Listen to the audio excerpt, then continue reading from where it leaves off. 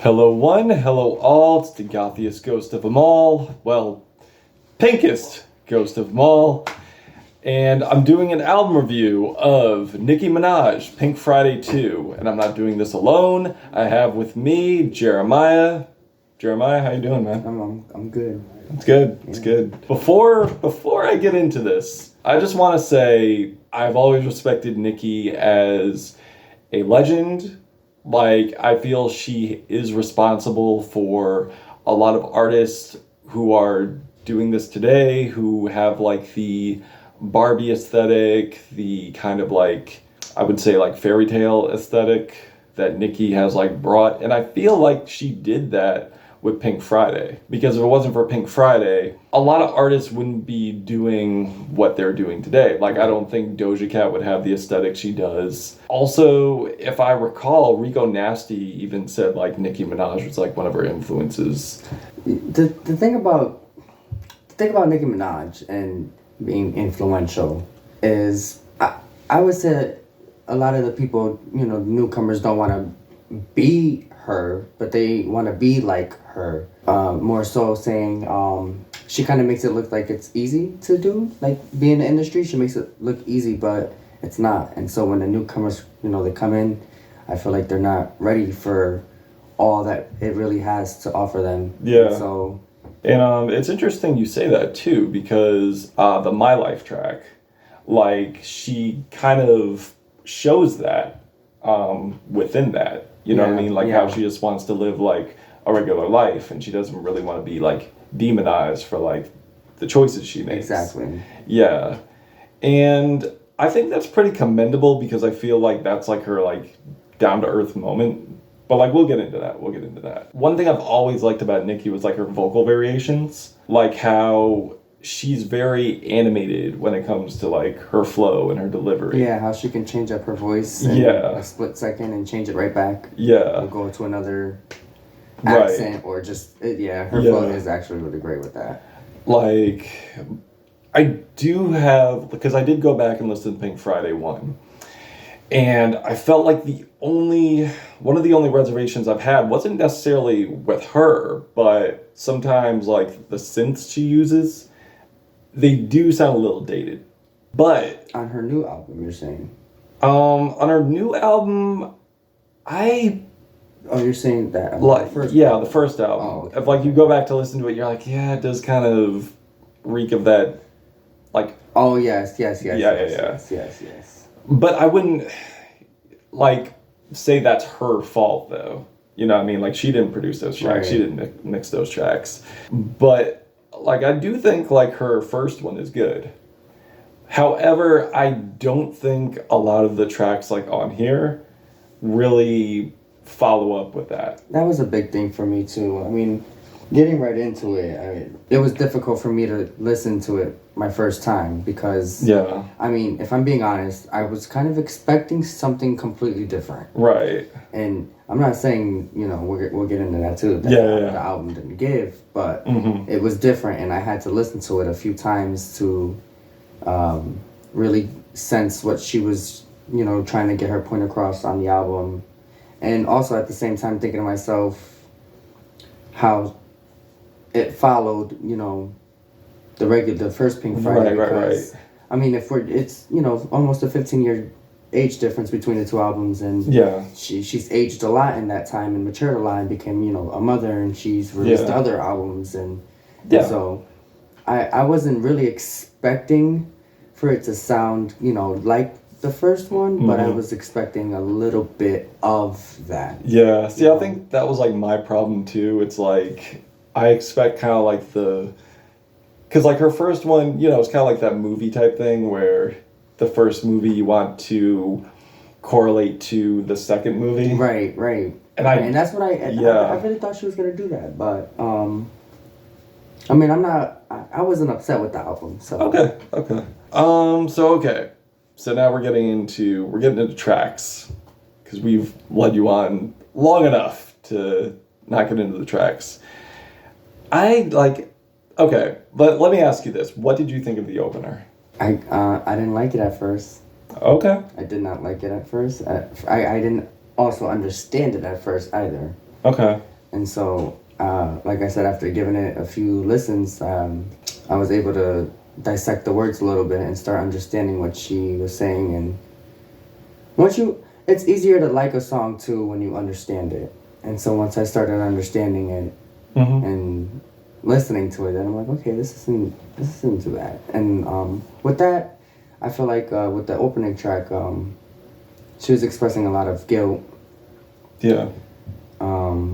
With her father passing and Yeah. anything she might have done wrong or is going to do wrong in her life that her son might have to see or may not be proud of. And so you can tell she apologizes to him in that song also for that. Yeah. I mean, I do think like it's an endearing sentiment, but I kind of feel like, it's like one of those things where yes, the sentiment is there, but I feel like the way she delivered it was kind of like tedious for me. Yeah. You know what I mean? When the melody kind of just like repeats itself and it just kind of becomes like a been lull. A little bit more, yeah. Yeah. It was a repetitive track. It was a little bit of a long track. I think it was about a 4-minute track. Yeah. And it was a lot of that same repetitive chorus stuff. Right. So she could have put more into the opening track for sure. Yeah. So it wasn't really a strong opener for me, unfortunately. Also, I think with the CD version though, Mm-hmm. the CD version of the album is a completely different opening track.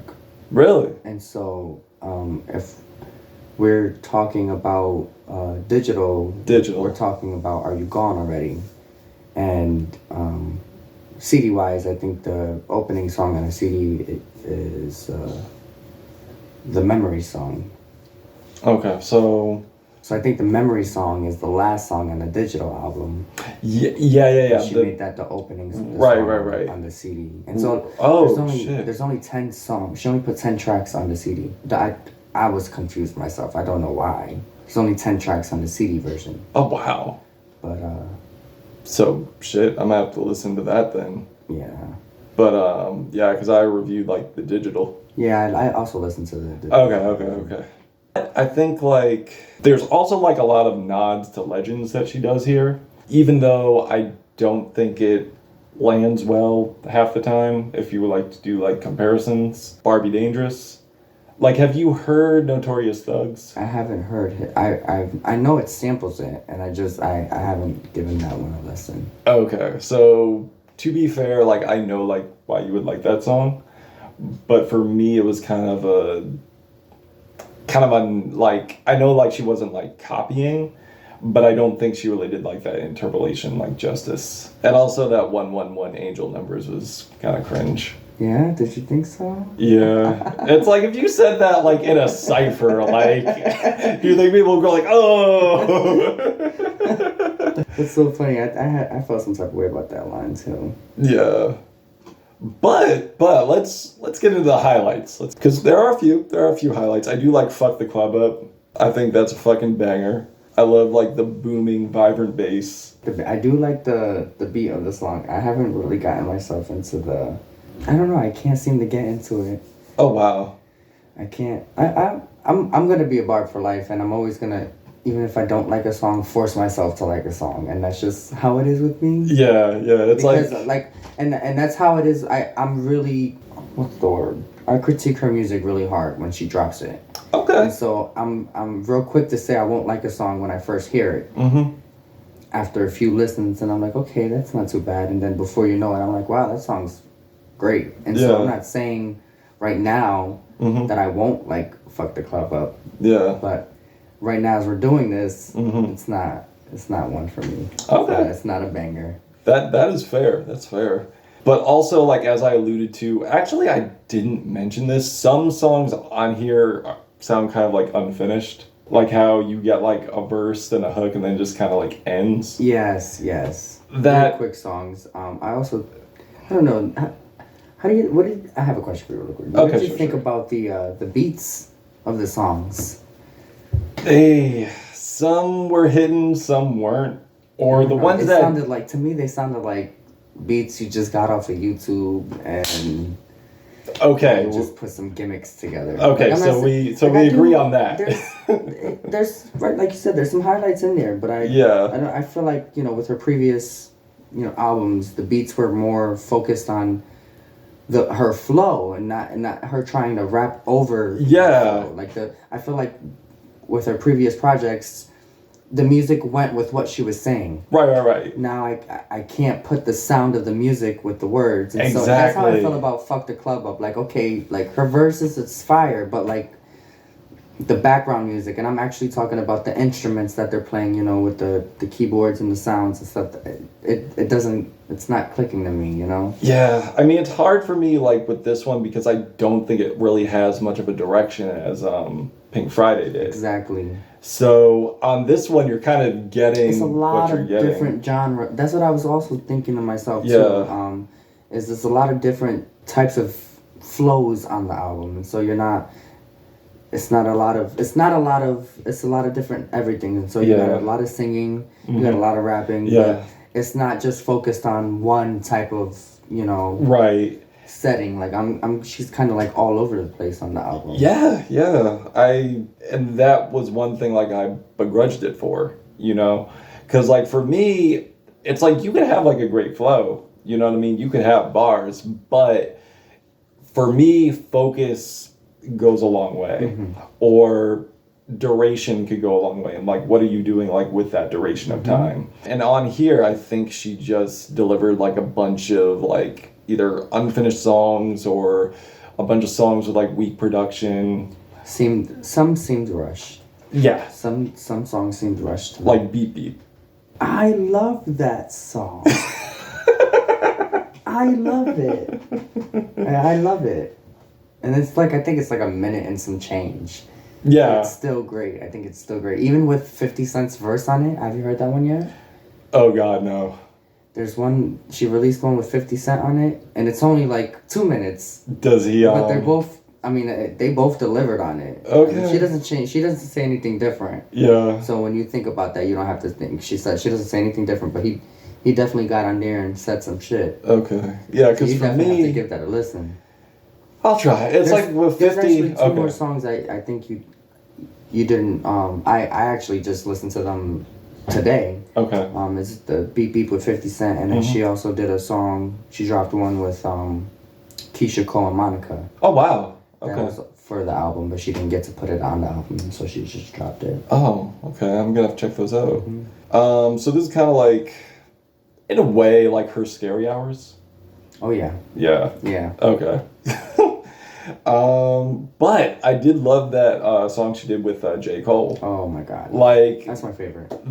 Mine too. Like the way, actually everybody might be my favorite, but the way that like she spoke from like her perspective, you know what I mean, as someone who has like gone through it in a relationship. And then you got Cole coming in, which is something he has done before in the past. Like if you listen to like his first album, he did something similar to that, where he rapped from his perspective, but he also rapped from the woman who he got pregnant's perspective. So I think that was pretty much genius on his part to do that, and also like, you know, actually tell the men like, hey, you guys are fucking up. I think it was great that they were able to come together and both deliver in their own way. Right. But for the same, like I think the one song definitely delivered to me. Okay. Definitely delivered. Yeah. I got the same message from both of them. Yes. That's what I'm trying to say. They both sent the same message in the song. Yeah, like they're both, like here's the thing, they complemented each other. Exactly. So it intertwined well, and it kind of told you a story without really telling you a story. Getting deep into it. Exactly. Yeah. And also providing a solution, which I feel is a huge problem right now, is like, you know, like rifts between someone in a relationship. You know what I mean? So, yeah, that was a really moving track, honestly. Yeah. Okay, so... Did you like Falling For You? Falling For You, did I? No, I didn't.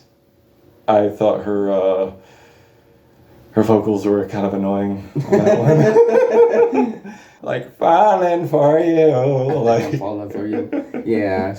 I'm not too fond of it either. Yeah. But I know that one comes right before Let Me Be Calm. Yeah. Did I? Oh, yeah. I missed that one completely. But wanna know another thing that pissed me off too? That fucking bass droning shot, it overpowered the beat. I'm like, who the fuck mixed this? Yeah. I do want to I know she has different like I know Murder produced one of the, or actually I think he did Beep Beep. Okay. But I don't know where the hell she got her beats from this time around, and I don't know if I really see that's the like thing. the beats, and so I like what she's saying. Yeah. But I can't seem to enjoy the sound of how it's coming out. Yeah. And so I'll like the words, but the music, it's not matching the words. Yeah, of course. So it's giving me, I'm having a hard time. Yeah. This was the hardest album I've ever had to dissect from her. Okay. Because it's taken me a lot of understanding of what she's saying and what she's trying to say. So now you kind of know what I mean when I'm like a stickler for production. Yes. Yes. Like production's very important to me. Like I don't know why. Maybe it's because I have ADHD, but that's... Well, you can't be confused on something you're trying to enjoy. Exactly. And so if I'm trying to like a song and enjoy the song, I have to understand it. And if I don't understand it, how can I like a song? Exactly. Or even a project if you don't understand it. Right. Or one thing that gets me too is how she says like she's like the queen, she's royalty. Then you should have production that complements your royalty and what you're saying. Yes. Yeah. But she is doing better than a lot of these girls. I keep saying that. Okay. Still breaking records. Okay. So you're talking about sales wise, yes. But see, that's the thing. When she was like, they're trying to copy me and da da da. I'm like, you shouldn't worry about that. Like you're doing numbers right now. They're not selling like that. The numbers dropped today. I think she sold 228K, 92,000 pure. Yeah. So she's basically doing what Drake does, where Drake is like focusing on like people who, not saying they don't matter, but to him they shouldn't matter because record-wise he's like... He knows what he's doing. Yeah. So that's one thing that pissed me off. It's like that sore winner Drake syndrome, I want to say. I think it's a Young Money thing. Probably. But I will say this, though. I do think Drake and Nicki, like, Wayne, I think, is a better rapper, but he has never really made, like, a great album to me. Like, I think Carter 3... He has great songs. Yeah. And bars, but... The albums, definitely, I agree with you. Yeah. Because if you put any rap album next to Lil Wayne's album, he's just not winning. Right. Like I think Carter 3 is great on a good day. Yeah. But okay. Speaking of Wayne, R&B. God. So for some reason the second part of the review is missing, unfortunately. So I'm just gonna fill in from here. So as we were speaking about great features, there is a terrible feature on here from Lil Wayne, who I am very disappointed in due to the fact and how phoned in his verses on R&B. And normally when Nicki and Lil Wayne get together, they normally make fire. That is normally the recipe. It's normally magic. But on this one, I don't know why, and especially it being Pink Friday 2, which is the sequel to her most iconic album, I don't know why he would feel the need to just phone it in, not give any enthusiasm at all, and just be out. To me, it's very much disappointment. And unfortunately, the disappointment carries on to the Pink Birthday. Like, why does the production sound so fried? And why does Nicki sound so asleep at the wheel here? It's just a skippable track for me. And then we have Needle, which, again, you would think that the collab between Nicki and Drake would be amazing, the chemistry would be there, but instead we just get a watered down dancehall track. This honestly sounds like a Views leftover, but this was actually supposed to be on For All the Dogs. I'm honestly glad it didn't make it, because we don't need Drake doing a mockery of two cultures on one album. We really don't. And there's also Cowgirl, which is Nicki's poor attempt at putting together a country pop song. it's just really disappointing. The singer on the track sounds barely enthused to make the track sexy, and yeah, it's just not giving. It's not giving what it's supposed to. The song Everybody, though, which is my favorite track on the album, is an all-out banger. It's got that New Jersey club feel with nice sample chops. The pacing is fantastic with a lot of punch, a lot of grooves. And I love Nicki's bars in correlation to the vocal samples, and Lil Uzi, they absolutely kill it on this like you would think they would. And I love how the break passages have space for rhythm, for dancing. And I just love Uzi's energy on this, which is leagues times better than the collab they did on Pink Tape. That Endless Fashion song that leaves a stain in my mind. And now, back to the joint review. But yeah, like, big difference. I did like the zany, quirky production, but I feel like it was like another one of those tracks where I think it was like at this moment where the production carried more than Nicki, I feel. I feel the complete opposite. Okay. I feel the complete opposite because I thought she delivered. The whole track she delivered. But trying to get into the production of the, the music itself and the beat, and I like the bass drop. Yeah. But everything else, especially in the second verse, when she switches up the actual, the tone of the song. Yeah. It changes. And also there were some bars, sorry to cut you off. That's okay. But there were some bars at the end I thought were kind of cringe. Yeah, that she didn't have to say certain things. She could have said more things. She didn't have to say certain things, and there's certain parts of the music, not her wise, that she could have left out. Right. That didn't even have to be there. Yeah, like I'm skiing. I ain't skiing, but my neck is giving avalanche. I'm like, yeah, when you ski, an avalanche doesn't really happen. I mean, that's actually not a good thing. Oh my god. But yeah, and they, like I said, Ruby to Sleaze, bunch of throwaway lines on there. I'm sorry. Like, Dorito bitch is mad because they nachos. That's like, I want to say dad joke, but it's like a mom joke. I don't know if you know this, but she did Rap Snacks, the chips. Yeah. And they released their own version of Doritos. Oh, they did? For her. Like, they did it. She did a collaboration with Rap Snacks that they released it was a triangle chip too. Yeah. And so that's why she said it in the song. So, I mean, if you didn't know that, you wouldn't understand the line. And so it was listening to it, and especially from your perspective, I definitely understand that. But if you knew why she said that, then you would be like, okay, I guess that wasn't too bad. Yeah. Because and also, it is kind of cringy when you just listen to it and hear it. Yeah. But knowing the backstory, like, she has a chip that's not a Dorito, that looks like a Dorito. Yeah. And that's why she's saying Doritos is mad. Right. Or nachos, like, nachos. But yeah, I don't know. I guess even, like, if you do say that, though, like, it's still kind of corny play on words. It's corny. It's wordplay, but it's corny. It is corny. Yeah. And especially but that when song is a bop. Red Ruby to Sleaze is a bop. Queen Nicki. Agree to disagree.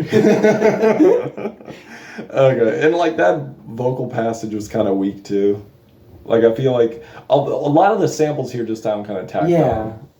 I didn't expect so many sample tracks on this album. Yeah. There's a lot of sample tracks on the album. Right. Like, the one with Cyndi Lauper, I was like, okay, what are we going to get here?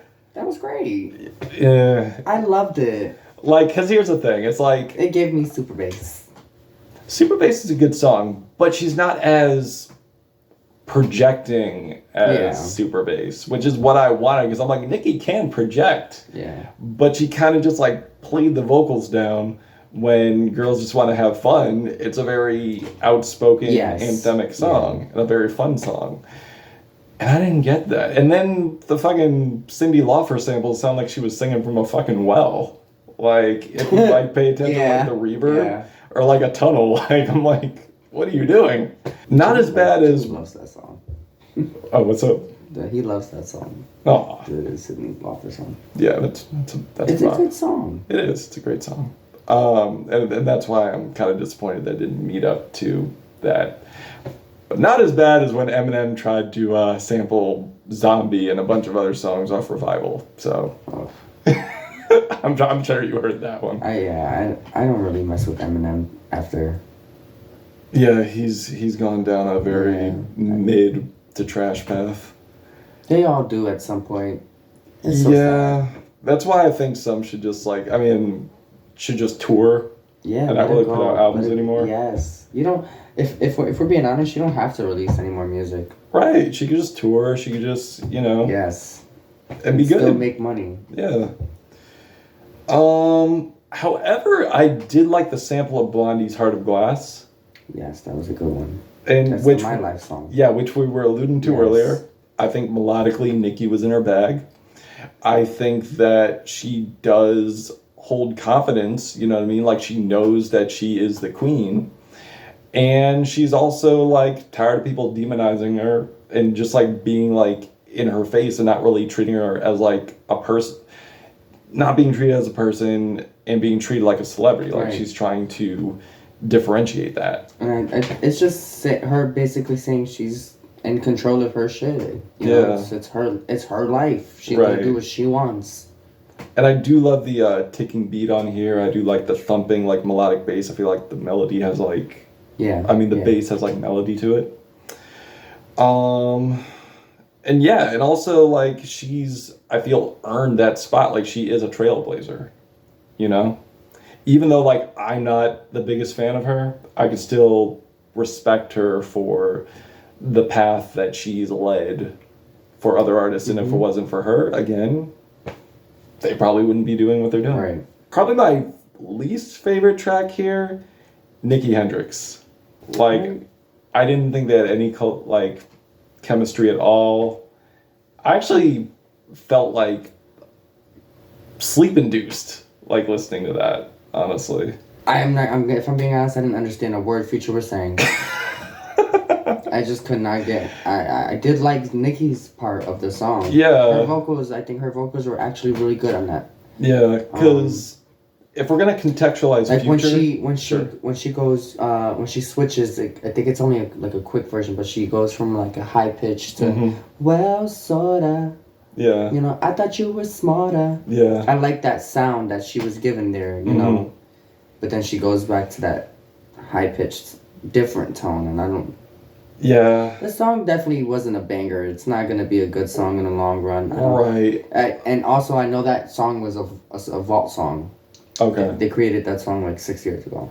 Oh, wow. And to me, it's another lazy thing to do. It is. An old song on a new album. Yeah. You know? See, that's why the album is all over the place. Right. Cause I feel like because she hasn't released an album in so long that she just kind of didn't know. I don't think she knew herself what this album means to her and where she wanted to be exactly in the album. And even in this time in her life, I feel like she just created a bunch of music. Yeah. And just threw it together and just called it Pink Friday too. You pretty much nailed it right there. You pretty much nailed my whole entire gripe as a whole of this album. And also she kind of got overshadowed by Tasha Cobb's Blessing. I'm not a religious guy. Right, but her vocals, Tasha Cobb's vocals are outstanding. I mean, right. Shout out to Tasha Cobb's. Yeah, shout out to Tasha Cobb's. But production-wise, it wasn't giving religious experience. You know what I mean? And me, I don't think she wanted it to be too religious either. I mean, it is a rap album at the end. It's explicit music. Yeah, I'm not saying I think it was just her trying to, say, hey, God, thank you, I love you, Yeah. Let her fans know, Yeah, but I mean, we could have got some organs in there, some choir in there, to give it that send off that it needed. I get what you're saying. Yeah. Because trust me, for me, it's with me being an agnostic, I'm okay, so you I actually like that it's not too overly, religious. You know, I like that. Yeah, I you mean, can tell that it's not, yeah. a religious song without it saying, Jesus and God and hallelujah. Oh yeah. No, I all wasn't. of that too many damn times. Yeah. I'm not saying that. I'm saying like production wise. Oh yeah. Yeah. Like I'm not saying like yeah. If it was that, I would be like, nah, fuck this. Yeah. But I'm saying like production wise, sonically, not like lyrically.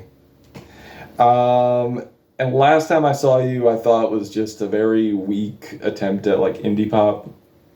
I don't know where her head was when she released. That song's been out for months now, and I still can't get into it. Yeah. I still can't get into that song. I mean, and there's Just Memories, which I do appreciate the sentiment of. I saw what she was trying to do with that song. Yeah. I don't like the song. I don't either. I definitely tried to. I tried to like the song. Yeah. And I'll still listen to it. Yeah. And for that to be like the closer? Right. I was expecting more. Exactly. I was expecting way more. Something harder. Yeah. Like it didn't move me. It's like, okay, she did so. Sing a lot this album. Yeah. And she didn't really project much. She was basically just harmonized mostly, and her harmonies weren't really giving, in my opinion. So yeah. How are you feeling on this? What would you rate this? I'm gonna give her album a good 6 out of 10. Okay, that's generous. I'm feeling and that's as a Barb, by the way. right. I do love her very much. I always have, always will. But her last album is one of my favorite albums. Oh, nice. Cool. Queen was definitely. It was released at a really bad time. Yeah. In her career, but it was a really good album. Okay. Yeah, I'm feeling a. Pink Friday 2, I mean, it's not bad, but it's not great either. Mm. You know, that's where it gets the 6 out of 10 because okay. I was expecting more. I was definitely expecting like a good 8. Yeah. I mean, I wouldn't really expect you to rate it like that low because I feel like you still have like. Because you do like more tracks in here than I do. It would be only like. But like I said too, I was expecting a whole different type of experience. Oh, I was too. I gotta. So yeah, I'm feeling a 1.5 Black Hearts on this album out of 5. Didn't really enjoy it. There are a few tracks I liked on here, but. A lot of tracks on here I thought were okay or didn't like at all. And how many times did you give it a listen? 5. You listened to it 5 times? I listened to it 5 times. I've listened to it so much I think I've lost count. Oh wow. Well that's commendable. But it's impressive. 5 times for an album that you don't think is good is impressive. So. Especially as long as it is too. That's like 22 tracks is a lot of tracks. Yeah, and the thing is like an hour and like 20 minutes. Yeah, it is really long. I think it's exactly that, honestly. Yeah. So it's like let me do the math on that. Or maybe I shouldn't do the math on that. I think it's like 6 hours, 6 easy hours. Yeah, 6 hours of my life I can't get back. All right. Well, that's it. Casma, Gothic Ghost. And Jeremiah. Thanks for having me. No problem. Nicki Minaj, Pink Friday 2, till we meet again.